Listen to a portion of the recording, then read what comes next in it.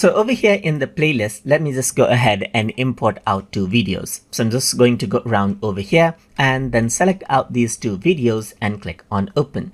So what happens by default is that the first video plays, then it goes to the second video, and as the second video ends, you can see that it simply stops.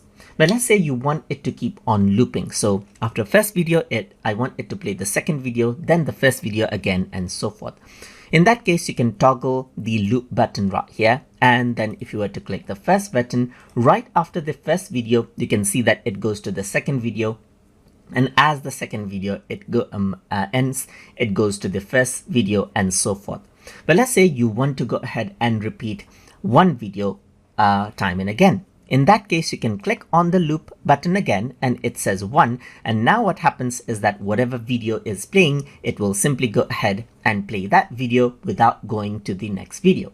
And if you were to go ahead and click on this again, then what happens is that it'll simply go ahead and end the playlist and then stop all the videos just like that. And that is how you can go ahead and loop out your playlist or repeat out a particular media inside a VLC Media Player. So hope you guys learned something as always. And as always, please like, comment, share, and subscribe.